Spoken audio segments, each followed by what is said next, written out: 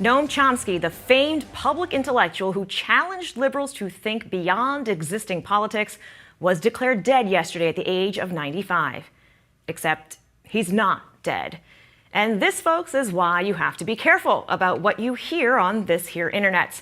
After several hours of Google spikes about Chomsky's legacy and obituary postings by the Jacobin and New Statesman, the Associated Press spoke with Chomsky's wife, who confirmed Chomsky, while in critical condition, is still alive. Noam Chomsky has recently been in the news for his pro-Palestinian positions, which are based on a long academic history of explaining power politics, empire and hegemony, and how oppression should be resisted. But that is a limited view of someone who thought deeply and spoke regularly about the human condition for more than 50 years of his life. Chomsky is a linguist by training and the one who identified that humans have an innate desire to speak and to communicate for connection. He then explored what that means for how we as a society build systems to deal with each other. Most recently, Noam Chomsky called ChatGPT and AIA tech high-tech plagiarism. Chomsky's long been known for his disdain for mainstream media. Let's listen to an old interview with him. The press is owned by wealthy men who have every interest in not having certain things appear. But second, the whole educational system from the beginning on through just gets you to understand that there are certain things you just don't say. Well, spelling these things out, that's perfectly correct. I mean, it's the first sentence is what we expand on. This is what I don't get, because it suggests that, I mean, I'm a joke, people like me are self-censoring. No, not self-censoring. There's a filtering system that starts in kindergarten and goes all the way through. And it doesn't work 100%, but it's pretty effective. It selects for obedience and subordination. Chomsky has self-identified as a libertarian socialist. So let's talk about the irony here, the rumors of his premature death.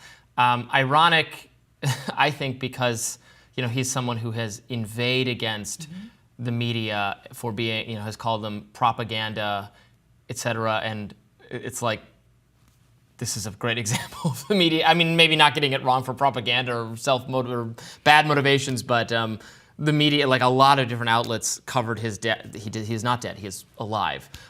Got that really fundamentally wrong, including sympathetic organizations like Jacobin, which is a socialist publication, and jumped the gun on that one. Well, I think that's some of what is interesting, that he talked about the idea of language and how even as a young child, you get the framing and you start to insert things into that frame. So the Jacobin's like, oh my God, this great hero of our socialist libertarian cause is dead. We need to be the first ones out there. And the Associated Press, which is literally as mainstream as you can get, these are the facts. We are the record. Called the wife to find out and confirm before they printed something. So all of these obituaries then turned into commemorations about the long career. And 95 years old is a long life. He was born in 1930, and just what he has seen and what he has in moments of our history when being radical, being contrary, being even talking about the idea of what anarchy means as a system, could have gotten him arrested, thrown in jail. I mean, plenty of people throughout those points of history were not treated well by government. And so it is in that sense, a strong legacy to leave of academic freedom. And while he is in critical condition after a stroke, he just recently was talking about what technology means for America. So it's the sign of a brain that is still active and working. And I'm lucky if I can remember what I had for breakfast this morning. Yeah, I don't agree with him on a lot of things, but I appreciate some of his views are, softly or left-leaning libertarian views, robust defense of free speech and academic freedom and civil liberties. I've never interacted with him, although I know students at the University of Arizona, that he was very accessible to them.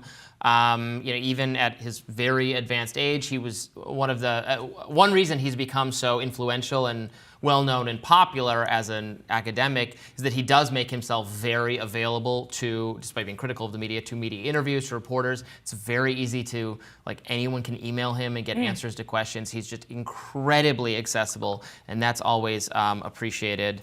Very normal for somebody who is so deeply radical, which is a fascinating thing. I had not realized how much of his thinking about society and social issues was rooted in the start of language and use of words and what it means to shape your mind and how individual minds being shaped as a society, how that works. And it's so much of his work gets reduced to socialist or radical that it is nice to take a moment to look at him and his work in the totality and find nuance. And that's actually, frankly, most academics who write lectures and books have nuance in them, whether or not you agree with their conclusions. Yeah, absolutely.